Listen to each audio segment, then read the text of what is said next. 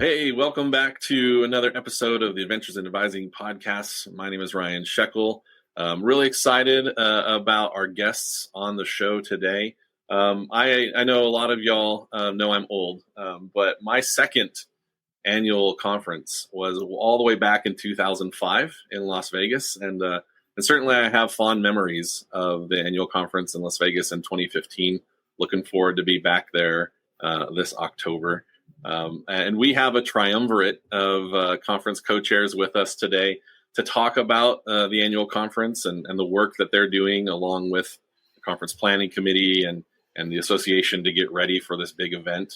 And so I'm so excited to have Maria and Kevin and Janelle here today. One of the things that we do on the podcast, of course, is give our guests a chance to talk about their journey, their path in higher education, and essentially what their origin story is. And so I didn't know if anyone wanted to start off, introduce themselves, talk about their role and what you do where you are for your paid job, and then what else you're doing to get to that point. So anyone want to start us off? Absolutely. Hi, Ryan, and everyone. My name is Maria. I was born and raised in Europe, came to UNLV on a volleyball scholarship long time ago. I completed a bachelor's in psychology while I was also playing for the volleyball team. After I graduated, I went back to Europe and played some professional volleyball while also completing a master's in sports psychology. Decided to return to UNLV to pursue a second master's, this time in clinical mental health counseling. I currently work at UNLV as a senior academic advisor, and I'm also pursuing a PhD. Thank you so much for having me today. Hi, everyone. My name is Janelle Yasukochi, and I am the Assistant Director of Undergraduate Advising Practice at the University of Nevada, Las Vegas. I was born and raised in Honolulu, Hawaii. I completed my Bachelor's of Science in Biochemistry at Cal State East Bay, so yay, Cal State. And then I also got my MBA at UNLV. How I got into higher education, I initially worked as a peer mentor when I was an undergraduate student, which then led me to where I am today. Instead of a lab environment where biochemistry would typically take you, I worked at a higher institution in Fukuoka, Japan for 3 years, and then started working for UNLV back in 2017. I started off as an admin assistant in an advising office, moved my way up to senior advisor, RPC, or retention progression completion coordinator, and then academic advising coordinator in my current office, and now where I'm at today is an assistant director.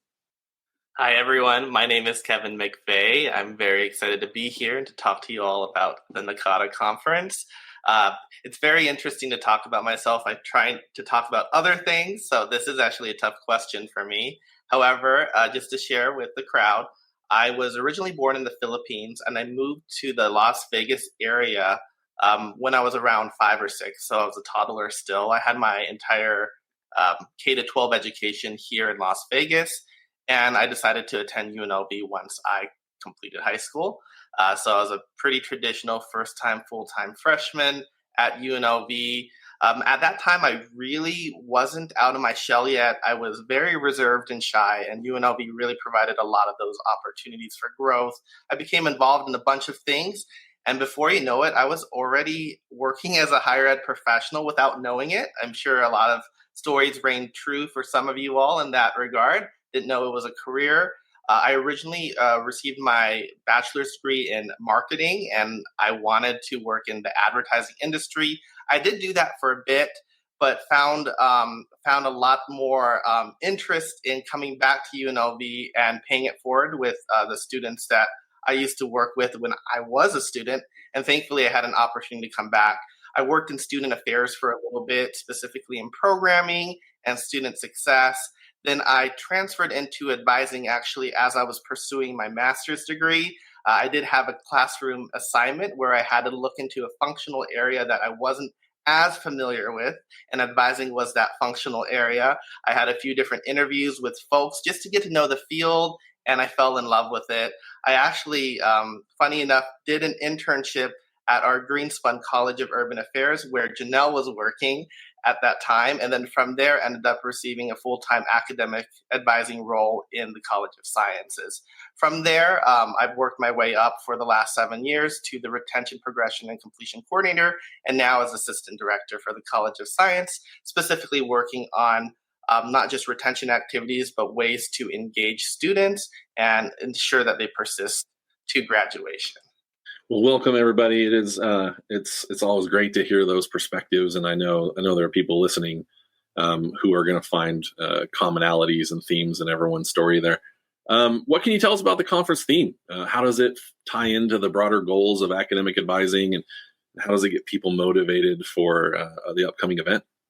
Yeah, that's a really good question. I'll take this one. So the conference theme is always going to be like a fun discussion, right? Because we want to get excited about the conference and we want to see what can resonate well with attendees, because attendees come from all over the world. We're a diverse group and we want to ensure that that theme can resonate across the board. So what's really great first, before talking about the theme, we want to talk about the planning committee a little bit. We've selected folks from different institutions, of course, because of the diverse perspectives they share.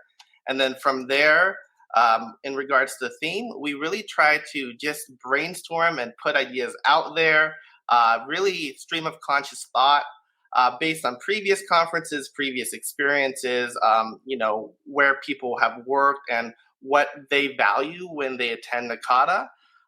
And then from there, we actually just vote on different themes that we think can resonate, and then we eventually come to a consensus. So it is a pretty democratic process, and we did have a few themes prior to the theme we selected that we looked into. So some of the previous themes were All You Can Eat, Educate, Advise, Thrive. We had Advising Royale, Deciphering the Secrets of Student Success, Advising in the Desert, Moving Student Success from a Mirage to an Oasis. So as you can see from those previous themes we were looking into, we really wanted to incorporate the Las Vegas area. Ultimately, though, we decided on our conference theme to be Viva Advising, Excellence in Student Support. And that theme came from the fact that we want to really celebrate the advising field. Right now, times can get contentious, in the news, and a lot of places. There's a lot of difficulty and challenges, and we really want to show that we can also celebrate the good in advising, the things we do well, the influence we have on the student population. So we really wanted to celebrate that. And then Viva, of course, is an ode to Vegas with Viva Las Vegas. So there's that symbolism there. And then excellence in student support just shows how we excel in really impacting students positively and really helping them out. All of us in advising were former students in some capacity. So we wanted to show, we are professionals who are here to really support and assist them generation after generation. So that's really a little bit about that theme. I do want to share that we wanted to also be intentional with the inclusive spaces that NACADA holds. So our theme tries to incorporate inclusivity in that way. So from the presentation and speakers that we're planning, we really want to ensure that we have the space to not just feel safe in our discussion, but to share topics of inclusivity and diversity and create connections across the field. And we're really hoping Las Vegas is that area to do so. Yeah, I love that, especially taking a moment to pause and reflect on the fact that we were students too, and there is a heritage there, and there is a space and a place and a time that we were a part of. And so I love the idea of celebration and really connecting with all the ways we support students. So some people who might be listening to this may not be familiar with all the details. What can you tell us specifically about the 2025 annual conference? When is it? What's the location? How about those registration details? Anybody have that info? We are going to have the conference in our beautiful and vibrant city of Las Vegas, Nevada. So it's going to be held on Sunday, October 26th to Wednesday, October 29th at the Caesars Palace, which is in the heart of our famous Las Vegas Strip. There's going to be an option to attend the conference either in person or online. I'm going to roll out a couple of numbers here for you, but everything that I'm mentioning today is also listed on our NACADA website for the annual conference. But in terms of how much it costs, so there's going to be that early bird fee for the in-person option. It'll cost $675 for current NACADA members, $900 for non-NACADA members, and $475 for students and retirees. And then for the virtual option early bird cost, it'll be $375 for NACADA members, $525 for non-NACADA members, and $285 for students and retirees. So just please keep in mind that the deadline for these early bird options is Thursday, September 11th. So please make sure to register by then before the fees increase for the later deadlines. And again, this is all posted on the NACADA website for the annual conference. Other things that you'll see on our website as well that conference attendees can see is a tentative schedule of all the things happening in the conference. There will be a more detailed schedule posted later on the website with all the presentation information. There's just a lot of presentations that we have going on. So thank you for your patience. But again, please visit the website at a later time to see that detailed schedule. The registration information that I just shared is there, hotel and booking information, and so much more will be added as it gets closer to the start of the conference. One thing that I did want to note about the hotel part is you do need to register for the conference first before you can access the link to book your room at Caesars Palace. The room rates and the related information for travel is listed on the website, so you can see that before clicking onto that booking link website from NACADA. But also please make sure to note that the hotel cutoff date is Friday, October 3rd. Right now, there is a lot of room available for the conference. But again, like I said, please make sure you register, especially for that early bird deadline. And we're going to be excited to see you there. Well, I know every time I've been, it's been a fantastic experience, and people are making decisions, thinking through it. I encourage them to consider just the incredible value you get from this experience. But I do know that there are some institutions that might have some constraints financially. There may be some uncertainty about funding, especially fiscal year stuff that we're waiting on as they're deciding if they're going to be sending folks or if they can go as a team or whatever it is. What would your advice be for those folks who are making those decisions? How can supervisors and institutions find that support for advisors to attend the annual conference?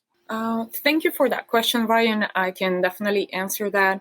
As someone who has attended multiple regional and national NACADA conferences, I can assure you that NACADA is amazing at providing research-backed strategies and evidence-based innovative practices that help advisors learn more and be better at what we do, so we can immediately apply those strategies to improve student engagement and outcomes.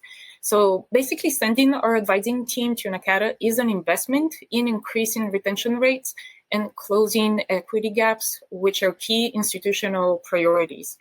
And in addition to that, staying aligned with national best practices ensures that we remain competitive and responsive to changing student needs, which I feel like they're changing every day. Investing in advisor development reduces burnout as well as turnover, which ultimately saves the institution money. And finally, the knowledge that can be scaled. So what one advisor learns can be shared across teams post-conference, which is something that we do in our advising center when one of us attends a conference. We then sit as a team and we talk about what was learned and what we can share and what are the key takeaways and how we can implement them so we can be better as a team. Yeah, I always talk about with our students and our advisors carrying that benefit from one community to the next. And there's so many things that happen during an annual conference, both in sessions and outside of sessions. Just the knowledge and the benefits shared in between folks attending. But I also know that opening and closing keynote speakers can be a big draw as well. Is there anything you can tell us about any of those plans at this stage of the game? Is there anything you can reveal? Yes, I can take that question. So, for the process of choosing the opening and closing keynote speakers, our members of our planning committee worked with the NACADA Research Committee to review a long list of potential keynote speakers. Our goal was to find people who can motivate and energize conference attendees with a focus on student success to align with our conference theme.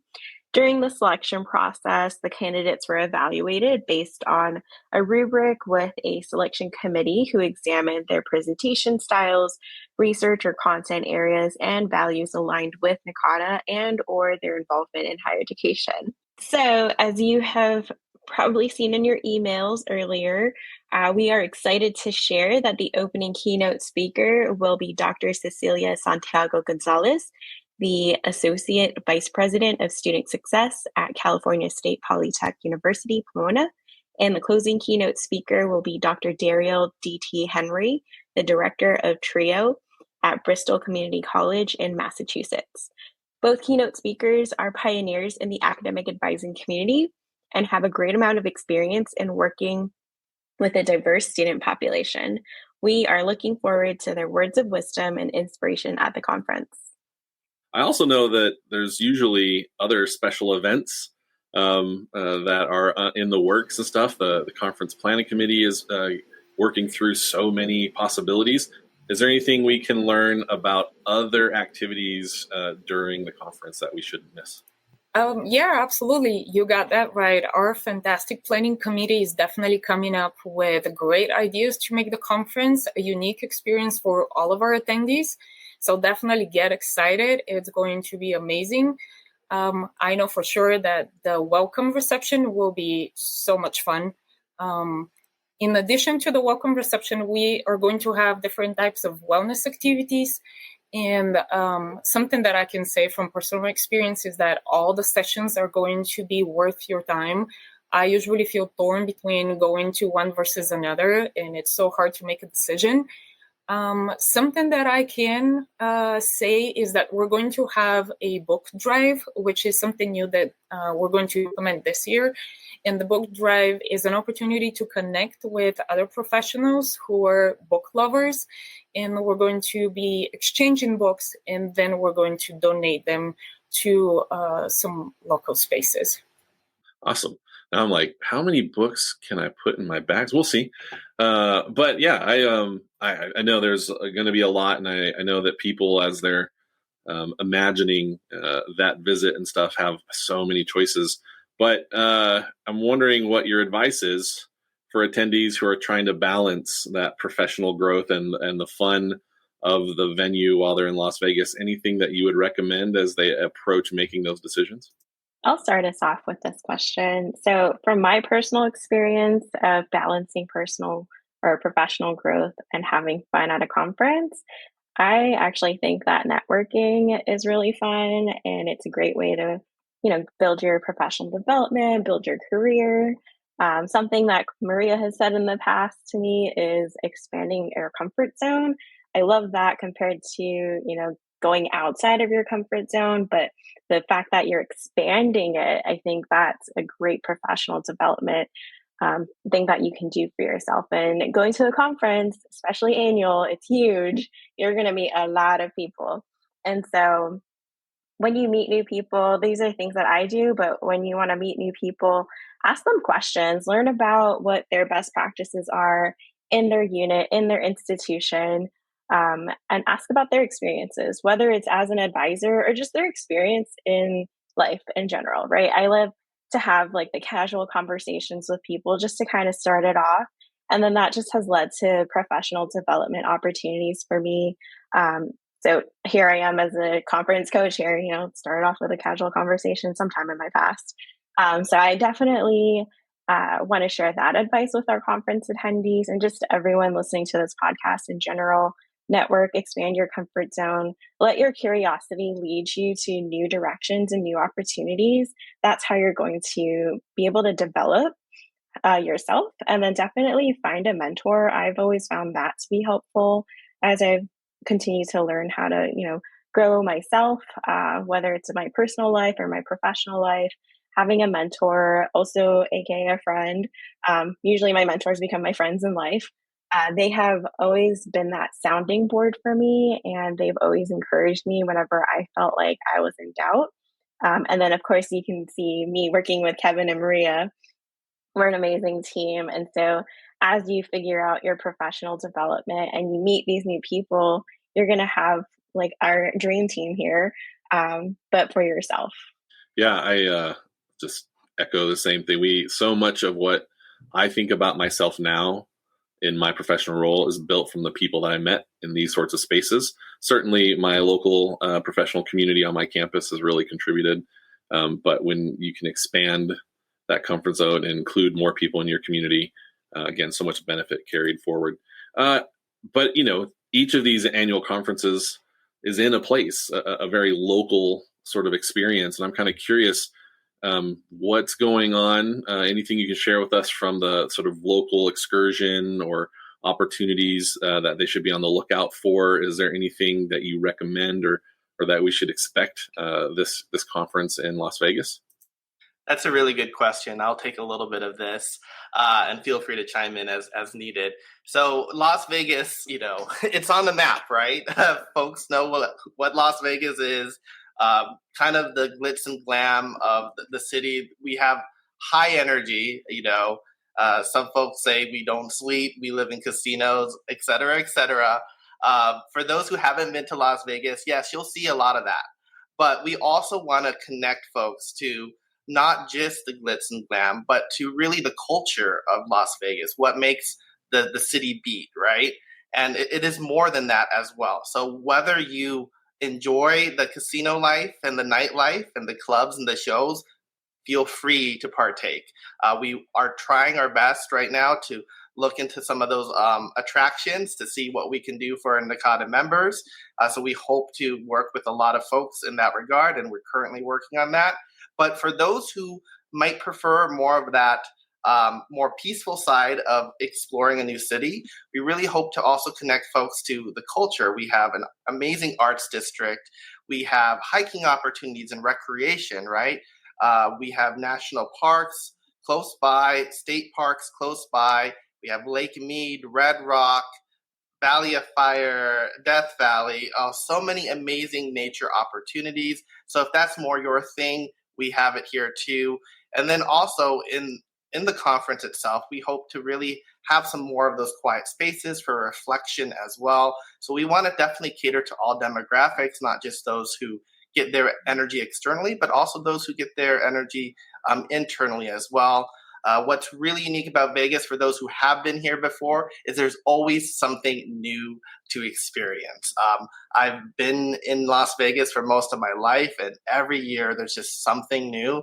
So whether you're a returning member or brand new to the city, we welcome you with open arms, and we're just excited to connect you to anything you want to experience. And that's what we hope NACADA is to you. It hopefully is a memorable experience that you can share with folks and get them excited for future conferences. So let's make this let's make this conference worthwhile, and let's make it one to remember for sure. I think I just want to add some local places that I've been to personally. One is the Mob Museum that's in downtown Las Vegas. So we've talked about the Las Vegas Strip, but before the hype of that all happened, we have our OG downtown Las Vegas area. Fremont Street is a huge thing there. But just definitely want to point out Mob Museum because in my time as an advisor with the Greenspan College of Urban Affairs, we actually did a staff retreat there just to learn more about it. And it's really cool. Our UNLV faculty have helped with the research there, and it's just something totally different that I don't think I've ever seen in any other city. So it's really cool to learn about history in Las Vegas through that. And then two, if you really like the outdoorsy life, October it's kind of a hit or miss. It can be kind of hot still, but not as hot as summer, thank God. But it can also be kind of cool and chilly. Usually once Halloween hits, it gets really chilly. So hopefully it's good weather. But I did go kayaking at Emerald Cave one weekend. And so if you're here over the weekend and you want that kind of experience of being in the water. Emerald Cave is really pretty. It's not too strenuous. As someone who is not that great at physical sports, but you have a guide with you all the time. And then when you get to the cave, it's just like a completely different experience. Like you forget that you started off in a desert and then you go down the Colorado River. But yeah, just wanted to point those two out. If I may, I also would like to add, I can definitely highlight the Emerald Cave. I've also been there. Such an amazing experience. Highly, highly recommend. And in addition to that, I would also say for those of us who are interested in playing pickleball or volleyball outdoors, if the weather allows for it, there's lots of opportunities to do that. I know pickleball is becoming quite popular here in Vegas. So if you're interested in finding out more about that, definitely we can connect you with opportunities to, get moving after the conference. After sitting for the entire day, we can definitely play a couple games. To highlight a few of my interests as well, because I know when I shared, I just kind of talked in general, but I just really wanted to highlight our Smith Center. So Smith Center is a performing arts center, and they do a lot of local performances of shows, ballet, but also Broadway shows as well. So if you are interested in musicals, we can check out the schedule and see what is going to be there during the time you're here with us. But I like to go to that almost on a monthly basis. Really connects you to the community, and it just feels really great to go out and see the talent that the city has to offer. In addition to that, we talked about recreation extensively, but one thing that's very unique is our Mount Charleston area. So Mount Charleston is like a very forest type of vibe, much different than the desert scene, and it's less than an hour away to get there from the north side of Vegas. So it's not a huge distance away, and it's so unique to go there and realize, wow, I'm changing climates that quickly. You're in this desert area, and then boom, you're in this forest woodland type feel. And in December, it does snow there. I don't know if it'll be snowing that early, but you definitely have this feeling of wonder while you're in there. So I definitely recommend for folks who really like that nature, definitely attend there. And what I was sharing about those upcoming new things, we do have a really cool experiential, very interactive, light type of experience called Meow Wolf. It's just like an exploration into the unknown, really. So if you want to spark your inner child, definitely go in there and experience everything it has to offer. And hopefully, I can't guarantee this, but I've seen work on the new Universal Studios like horror experience that they're hoping to bring here to Vegas. And since work's been going on that for a while, who knows? It is October, it's Halloween season. Maybe it will open up by then. So you just never know. Well, so much to do. I think that's one of the draws, of course, and there's going to be a ton to learn, and there's going to be so many opportunities outside of sessions and stuff. I know that your health and wellness co-chairs, your entertainment and hospitality co-chairs, they're going to be busy, and they're going to be getting ideas and possibilities in front of attendees and the whole conference as well too. It's a lot of work. It's a lot of work that has gone into this so far, and there's still a lot more to go. I'm wondering, though, there's going to be some people listening and be like, how did they become co-chairs? Like, how did this happen? And so it's often interesting to hear your journey in the association sense and sort of that professional contribution sense. So how did this happen? How did we get here? Tell us a little bit about that story. I can start us off. Thank you for that question, Ryan. So for me personally, is working with Kevin and Janelle is amazing. There's no words to describe how grateful I am for those two. We really work well together. We've worked together in the past on different projects, and we just get each other without extra words. We know what each of us will do and how to handle it for the best results possible. In addition to that, we chose to serve as conference co-chairs because we believe deeply in the power of academic advising. So not just guiding students, but transforming lives. And NACADA has been the space where we've grown professionally and personally. And we wanted to give back by helping shape an experience that's impactful, inclusive, and energizing for other advising professionals. Being co-chairs is definitely an opportunity to gain more professional development and elevate important voices in the field, especially those from the underrepresented communities. I guess just to add on to that, I echo everything that Maria has said about working as a team between Maria, Kevin, and myself. I enjoy working with Kevin and Maria so much, and I can't thank them enough for being on this. Yes, hearts. Being on the team with me. Just a little personal note, I actually was pregnant at the time when they were looking for conference co-chairs. So I actually didn't want to do it at first, but Maria came to me and we worked together with the Region 8, 9, and 10 conference back in 2023 when it was in Las Vegas. And so, of course, I definitely wanted to support Maria. But then I roped in Kevin and asked if we can do a tri-chair option, which I don't believe that was a thing before this Las Vegas annual conference. So thank you, NACADA, for making that exception. But I do just want to emphasize, my gratitude for the two of them for just supporting me in my personal journey on motherhood. I was definitely MIA throughout January through about the end of April.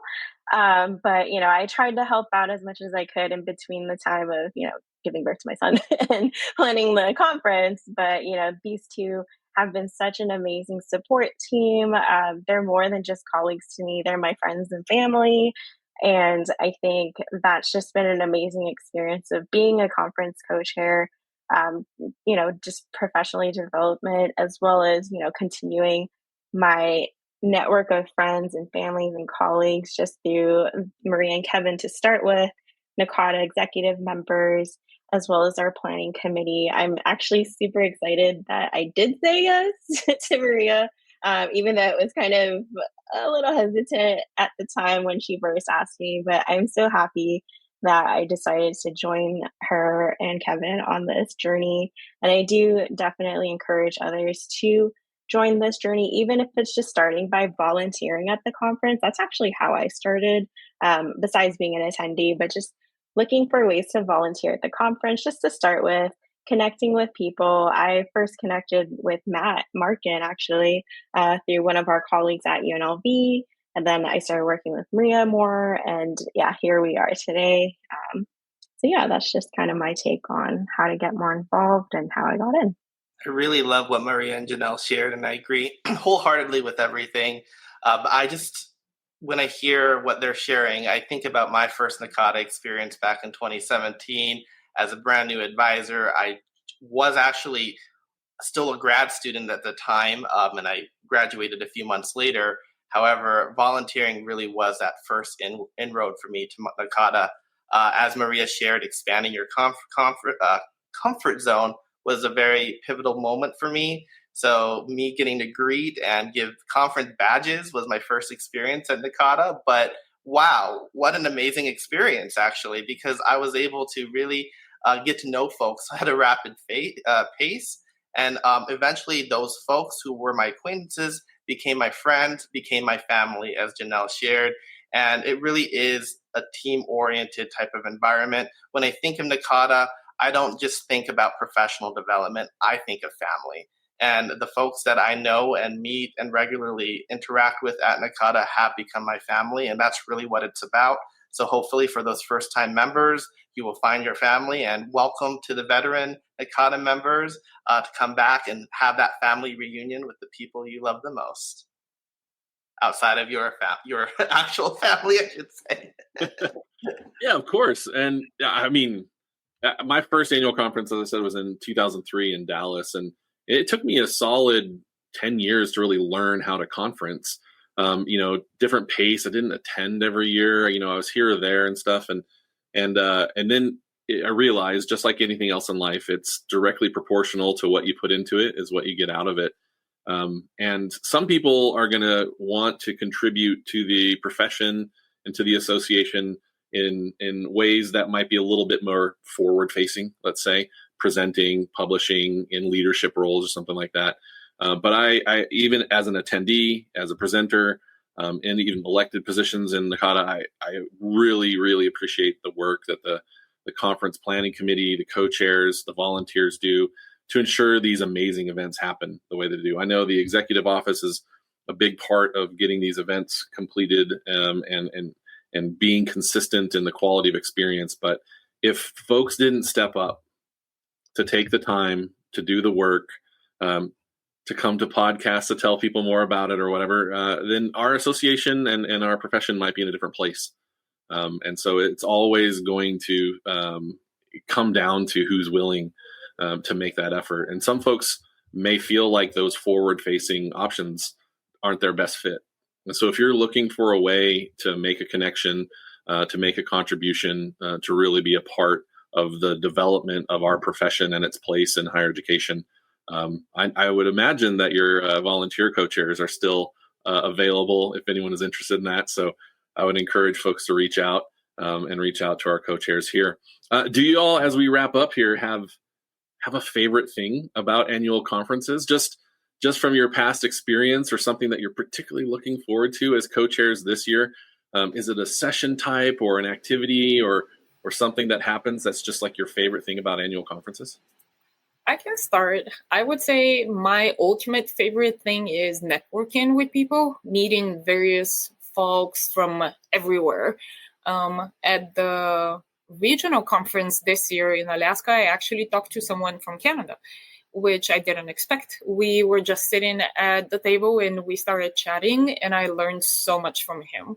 And I would say that everything about NACADA is amazing, but if I had to pick my top most amazing thing would be meeting professionals in the field and exchanging knowledge and tips and guiding each other how to be better at advising and what we do with the students.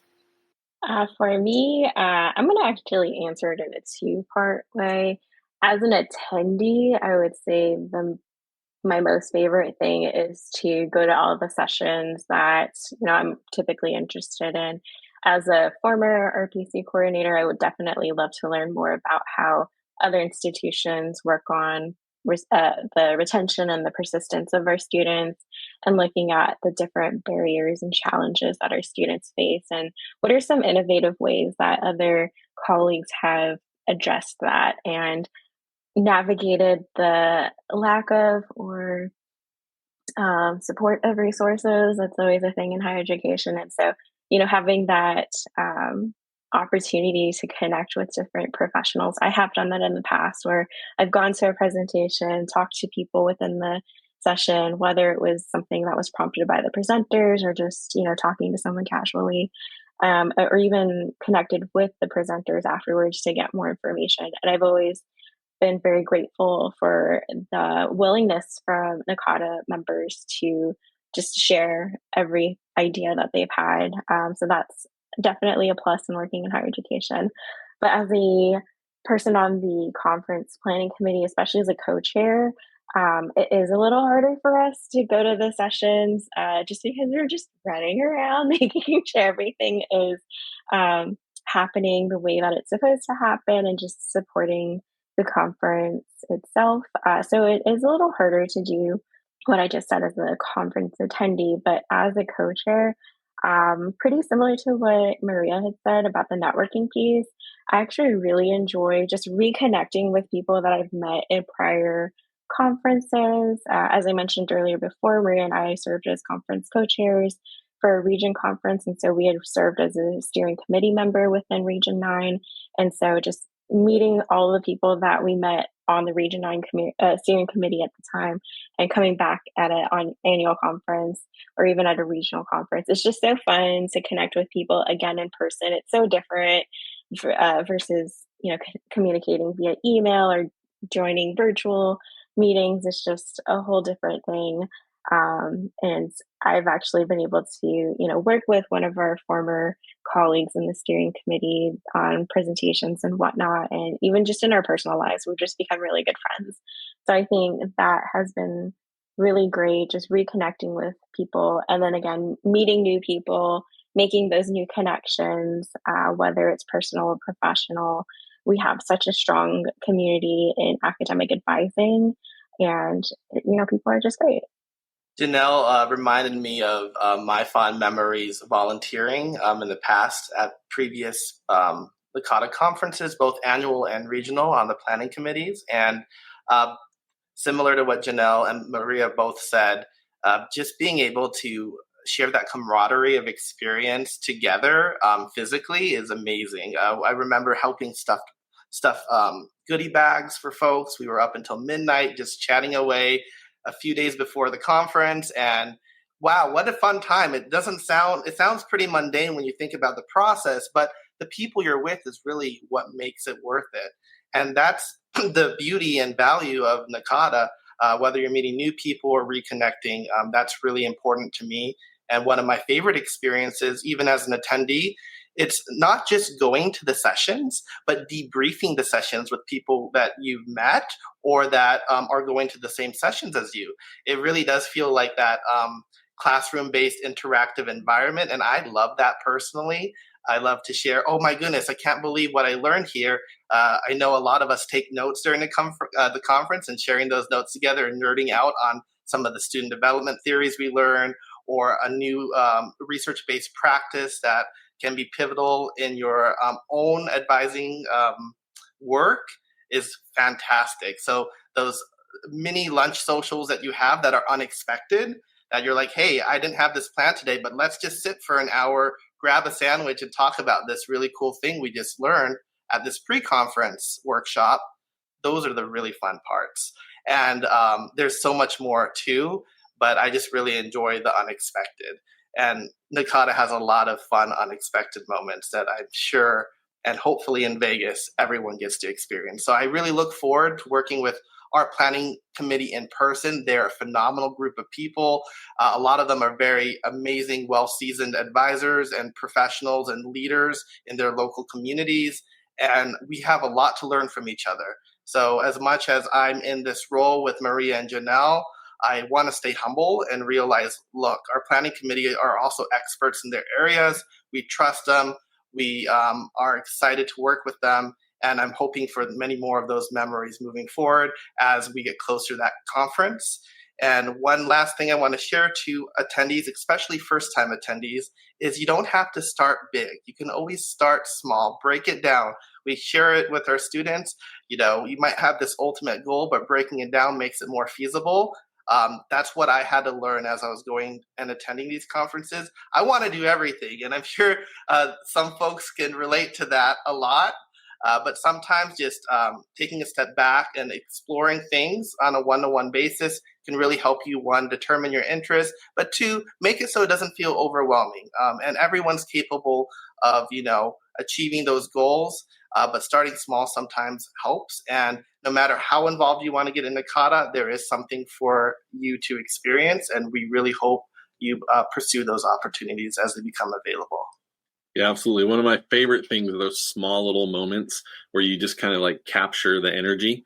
And I love the energy of watching presenters, especially a team of presenters, right before they're about to start their session, or folks right at the beginning of something like the poster sessions or a pre-conference session, whatever it might be, like that nervous crackle of we're going to do this. And it's so exciting every time that happens. And so I know there's going to be a ton of energy in Las Vegas at the annual conference, and I want to thank the conference co-chairs again for coming to the podcast, especially for all the work that you continue to do to make sure this is the best event. So Maria, Janelle, Kevin, thanks so much for being on the podcast. Appreciate your time today.